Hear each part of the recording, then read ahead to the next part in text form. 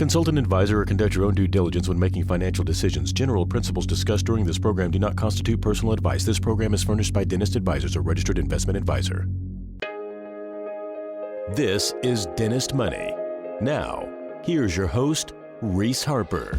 Welcome to the Dentist Money blog on dentaleconomics.com, where we help dentists make smart financial decisions. I'm your host, Reese Harper, here with my trusty old co-host, Sir Ryan Isaac. Hello, Reese. Thank you for the warm introduction, as always. Yeah, I've missed you for the last couple weeks. It's been a long one. It's good to see you on this nice summer morn. Yeah, we had to bring in some players over the last couple weeks to fill in the gaps. You know, they make better replacements. The audience has been requesting that we bring in some big names. Yeah. So we did their bidding. We dropped names. We brought their bidding in. We got a few hits. Yeah. Have you had a good Brexit week? You know, I think it's going to be the word of the year, the Brexit word. Yeah. You know how those dictionaries announced the word of the year? Uh-huh. Like a few years ago, it was hashtag. No, actually, I looked at this. Selfie and planking were actually winners in the past of words of the year. Planking when I lay on my stomach and do those exercises? No, not that. It's like when you laid and played dead flat, and people would do it. Remember that? People would lay on tables and fountains and building edges and no, I don't recall. benches. I think I recall that. Planking. A little bit. So old. Okay. Well, I'm pretty sure this year's winner will be Brexit. Yep. So give it some time, and you'll probably see it turn into a really popular Hollywood. I think Jennifer Aniston's pregnant name. From what I saw at the grocery store magazine list. Baby Brexit? Baby Brexit. It's going to be big. Oh, baby Brexit. It's kind of fun to say. It's a fun word to say, and it's not so fun in terms of figuring out what it all means. Obviously, we've had a lot of people asking how Great Britain's decision to leave the EU is going to impact their portfolios and finances, and a lot of questions about it. Let's talk a little bit about the history of Great Britain and the European Union, which some people call the EU. People, okay. All right. There's about 28 countries that are part of the European Union, but it actually goes back further to when Great Britain actually joined. Great Britain didn't join the European Union until 1973, but from 1957 it started, and it was called the European Economic Community, the EEC. Yeah, you know, for those at the time who used the acronym, which was no one, which is nobody ever. But the original goal was to prevent wars and strengthen economic bonds among the countries that had joined, and there was only 5 or 6 that initially joined. And Great Britain joined the EEC in 1973, and in 1993 it was renamed the European Union. The well-known EU. The EU. Okay, so when you're out on Friday night and dinner and you're talking to your fancy friends that are into finance, you drop the know. Acronyms, though. Actually, mention the EEC. It's really interesting that the EU used to be the EEC. Do you remember that? Back in 57? Respect you. Okay, so for decades then, there's been this sort of evolution of European countries trying to form a more singular, less restricted marketplace. So let's talk about the press that was out this week. There was a lot of reporting on this all over the place. Yeah, I think we were interested internally here why people in Great Britain voted to leave the European Union. Now, what was the driver? And because most people in the U.S., all we heard was everyone was saying it was a bad idea. And, you know, the developed markets equities, the stock market in Europe was going up like every few days as it got closer to the decision date. Everything was fine. Yeah, and everyone was like, hey, polls look good, they're staying, and everyone's portfolios kept going up. And then ultimately, despite what anyone said, the President Obama told the UK when he was over there that they were going to go back at the queue, was his famous statement. It's like all over that where trade negotiations that the US was doing with Great Britain wouldn't be the same. There was a bunch of European officials that said that, you know, we'd go into recession. It would be the end of Western political civilization. It was like the Bank of England even got involved and said, hey, we're going to go into recession. And it was a big deal, and no authority said it's going to be okay. The funny thing is, Google published search queries after the vote, and it was off the charts for what is the EU. Yeah, exactly. So everyone voted. Yeah. So it was. I got a text from my sister about that morning. So okay. I know. I mean, yeah, it was massive. Yeah. Everyone voted, and then they went to go figure out what they just voted on. Yeah, exactly. as we do. Okay. So it seemed like the general consensus was that it should stay. Everyone was reporting like you were saying. So why did the people vote to leave then? Well, I think we should clarify. I don't think they know. Yeah, we should probably explain what staying means. Yeah. Like every country in the European Union has to pay money to get shared services from the European Union. There's some legal... like a big co-op. Yeah, you get security and you get economic subsidies. You get a lot of stuff by paying taxes into this system. So leaving meant you were going to be independent. You were going to not participate in this shared system. Okay, and so one of the reasons that why people voted to leave, and the article didn't say it exactly like this, but we can, given the political climate we're in right now, we'll call it the Trump principle, the Donald Trump making principle. Brexit great again. Yeah. Okay. So you had all these voters who were really sick of listening to the establishment. You had the Prime Minister, you had the Bank of England, you had President Obama, you had a lot of their parliament. Everyone was just saying, it's bad, it's bad, it's bad. We can't leave, we can't leave, we can't leave. And I think at some point, a lot of people just got sick of it and they wanted to revolt. And a lot of these care. If you look at the demographics, it was like older voters and rural voters chose to exit. But like downtown London and right in the suburbs, it was like 75% said to stay. I mean, it was, anyway, I'm not passing like saying it's good or bad, because at this point I think it is what it is.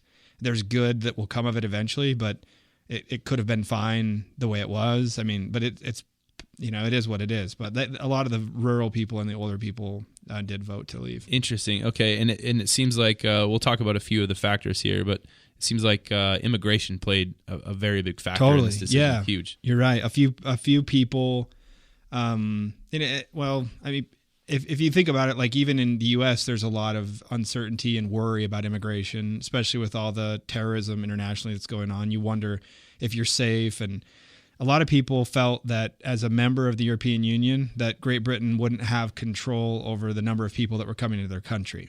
And even though a lot of the experts disagreed and said, no, we have controls, I mean, you have to have a passport, you can't just be going over borders without showing proper documentation, that message really sold well. There's two groups. One was called the Leave Camp, and one was the Remain. Yeah, I was going to camp. say sometimes there's really fancy acronyms for these groups, and then sometimes it's just Leave and Remain. Yeah. So we've got the Leave group and the Remain group. Right. Very intuitive. Yeah. Thank you. And it was funny because when you start listening to the news in Great Britain, they started referring to them as tents now. So you had the Leave tent and the Remain tent, and the tents were getting broader and larger. And they're like, well, you had to kind of really pay attention to even know what was going on. Yeah. Anyway, so the immigration thing was really interesting to me because there's a lot more going on in Great Britain in terms of fear about open borders than you would have assumed. I mean, you kind of hear about for sure. Europeans being really open-armed and welcoming and trying to, like, with all the, refugees that are moving across countries. They've seen their fair share of tragedy, too, over the last few years. Yeah, and so I think they're just, the populace was just really worried that by being part of the European Union, they would have no control over their stability, like the independence of their country. So yeah, and there's a lot of energy around that issue, like you're saying. Some people are really supportive of refugees, and others who are really scared about it. So, what aside from immigration control and policies, what are some of the other reasons people voted to leave? Well, the Leave Camp, we'll call it that now. The Leave tent? Camp. The Leave tent. It's a camp with tents. Camp. It's a big tent. Let's go camp. They had a really sticky message that they were kind of promoting, and it basically said on the side of like all these buses and trains that were going all over the country, it said, we send £350 million a week to the EU. Let's fund our national healthcare system instead. So anytime you can appeal to a really populist message like that, where save some money, you're like, save money, keep it for us. I mean, it's going to resonate.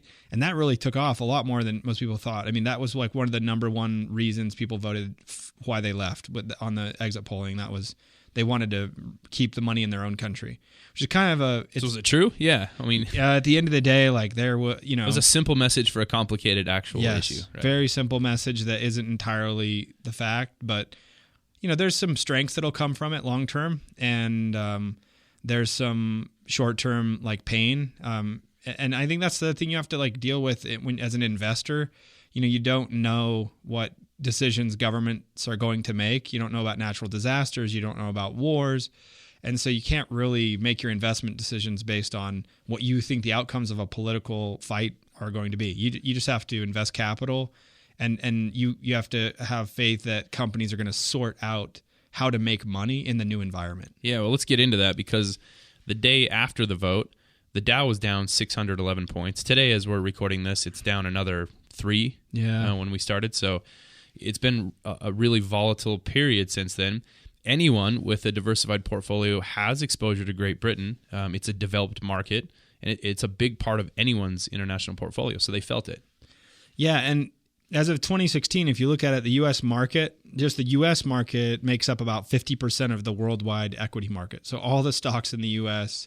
are about 50% of everything world. that's in the world. And then if you look at what we call developed markets, that's the bigger countries in Europe and then Japan.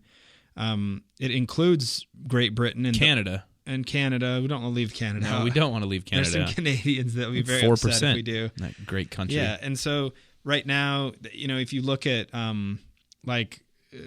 much of a percentage UK is of developed markets, it's pretty meaningful. And 10%. So you got about 50% in the US, 40% in developed markets, and then 10% in emerging countries. Great Britain is part of the developed markets index or indices. You'll see them range anywhere from 13 to 17% of any mutual fund or index or ETF that is invested in international developed markets. Right. And so most of your mutual funds have exposure to developed markets. And again, developed, we're saying outside of the United States. In countries that are larger, yes. Yeah, not the emerging markets. They probably experienced the sharpest decline on Friday. So if you have any stocks or mutual funds that are exclusively invested in British stocks, then they would have gone down the most. Yeah, and just to put some figures to what happened on Friday, the U.S. went down about 3.5% on Friday, and developed markets as a whole were down almost 8%. But if you look exclusively at the United Kingdom, it was down almost 12%. And that kind of trend of the U.S. not being down quite as far as the developed markets and not as far as Europe or as Great Britain itself, you kind of saw that today too. We're recording this on Monday, and we'll have to see what happens on Tuesday and Wednesday when this gets released. But the 12% decline in Great Britain had a huge impact because the UK makes up almost 1/7, maybe 1/6, depending on the index of all the developed market stocks that are there. And if you add up, if you take just some context, if you add up all the stocks, let's say in France and Canada and Germany, you get about the same value as what's in Great Britain. So you got Germany, France, and Canada all combined equal the equities in Great Britain. So it's really impactful. And then the remaining ones are the emerging markets, which include Brazil, Chile, or Chile, dude. I knew as soon as that left my mouth. Brazil, China, Colombia,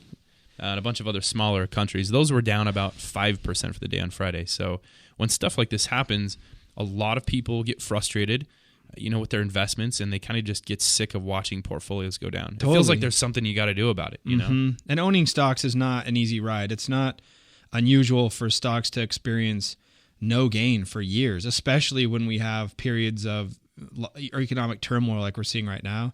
So for this reason, you don't want to have all your portfolio invested in stocks, especially as you age. And most of our clients have... Not an investment recommendation, disclaimer. No.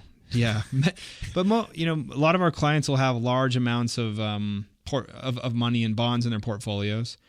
And on Friday, if you look at the main bond index, which is the Barclays Capital Aggregate, it was up over 0.5% on Friday, which is a pretty significant move for bonds to make in just one day. So you can kind of see how bonds do move opposite of stocks, even when there are periods of crisis. Because remember, like in 2009 and 2008, everyone's like, everything went down the same time. Yeah, that can happen in really rare circumstances, but usually when you have a stock market decline in a day, you'll see the bond market go up, just like you did on Friday.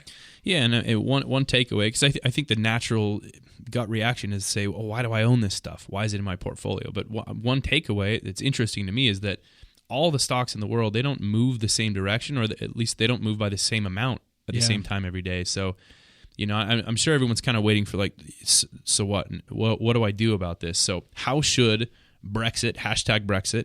Yeah. Are we hashtagging Baby it? Brexit. Baby Brexit.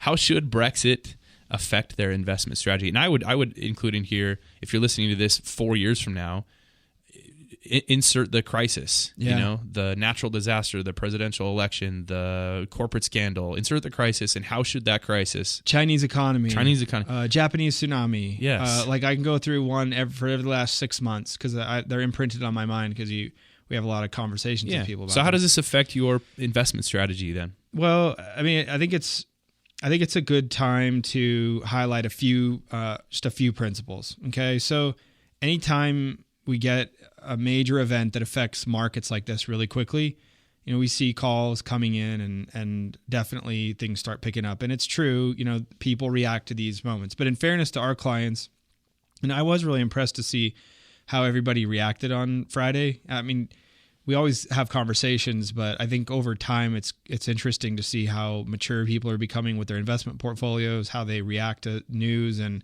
they're asking the right questions. They're not being influenced too much by media and headlines. But there's definitely a few perspectives that are worth sharing that have come out of this. And I liked one from a financial writer.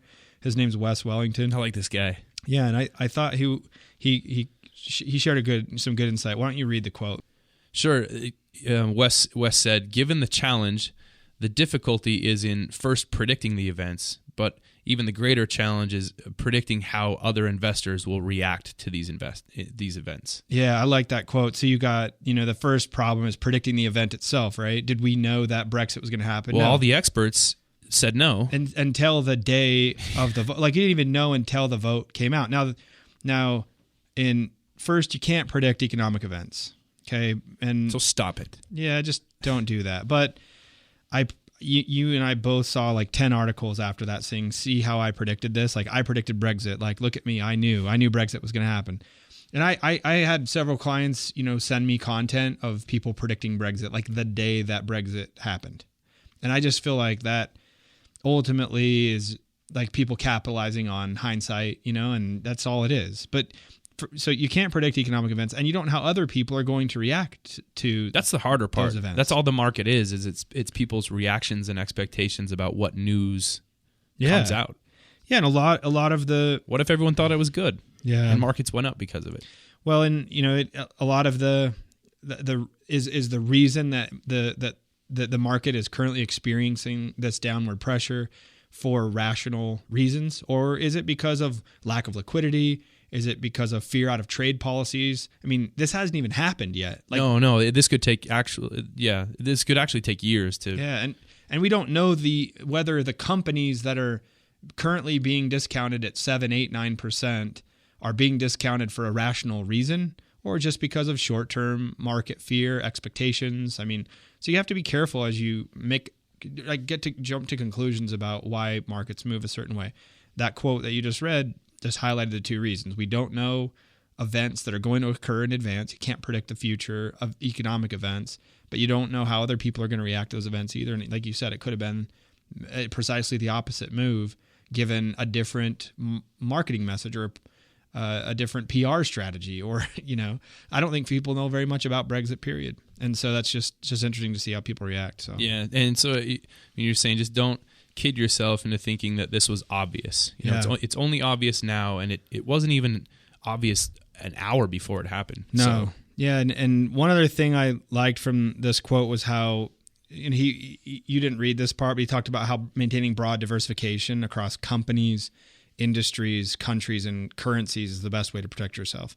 And the idea that people need to jump in and out of different currencies, different markets, different companies, different countries, different industries, it creates a lot of uncertainty. So, and I just don't think that's the right way to behave in market conditions like this. Yeah, like we always talk about, the best way to protect ourselves against uncertainty is to just accumulate a large enough net worth. And even with a broadly diversified portfolio, though, you shouldn't invest everything you own into equity markets when you're close to retirement. Yeah, I mean, you accumulate a large net worth, and then this volatility will have less impact on you. But like you said, when you start getting towards retirement, we see a lot of people with just too little amount of money that they have saved, and it's too heavily tilted towards risky assets like stocks. And so we talk about this a lot, but we want to see people that have 30 times their annual spending in net worth, at least, before they retire. At least 25, but getting to 30 or greater gives them a chance to like have a little bit of a hedge. And by doing this, you protect yourself from the swings that occur in the market, because you can ride them out. You can afford to last through a market cycle. And it's the people with a 10 to 15x, we call it a 10 to 15 TT, which is 10 times their spending or 15 times your annual spending.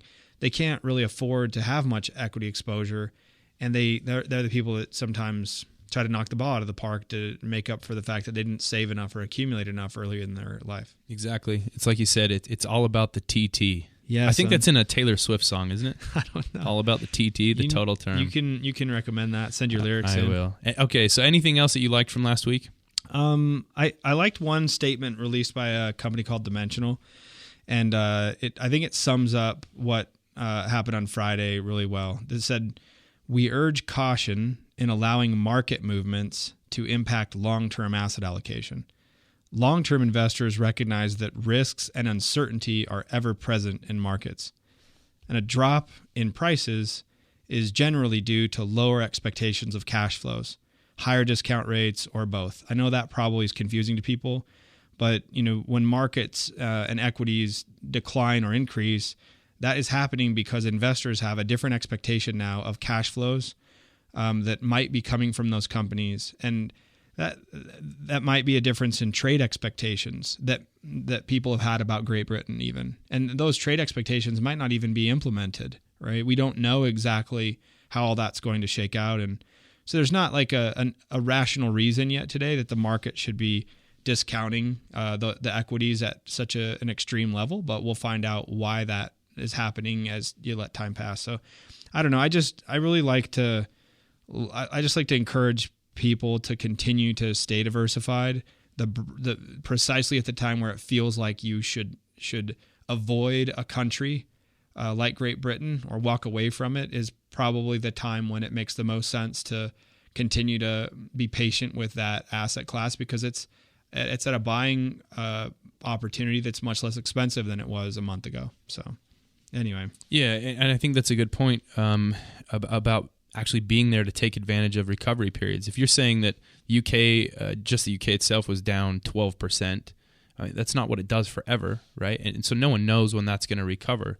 And equity markets, just as they move down really quickly over the last 2 days, they do the same thing on the way back up. So by trying to dart in and out and avoid certain asset classes or countries based on whatever news comes out, you risk not being around for those few days when those big gains offset all the losses and help your portfolio not only just recover, but ultimately over time they grow. Yeah. That's where you get your growth from. Yeah, and I think that's why we want clients to stay broadly diversified, because over time, as you continue to save money regardless of the movement in the market, you'll be able to take your emotions out of your decisions. And we always say that clients need to pass through several of these market cycles before they can mature as investors and understand how markets work. We're not saying it's easy, but the evidence supports this strategy, and it's the most viable option for investors. So, okay, interesting discussion. Thanks, Reese. Yeah, thank you, man. It's a little bit deep for it was heavy for heavy Monday. That's fine. I think the big question everybody is wondering right now is will we have a Brexit emoji by the end of all this? Yeah. What will that look like, huh? Maybe it'll be I think it's a caricature of that Boris Johnson guy.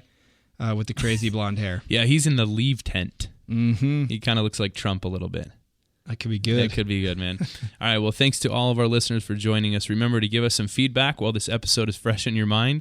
Just go to the Listen tab of dentistadvisors.com. Use the comments section for this episode. We'd love to hear from you. And while you're on the website, you can also schedule a free consultation. And don't forget to like our Dentist Advisors Facebook page. Carry on.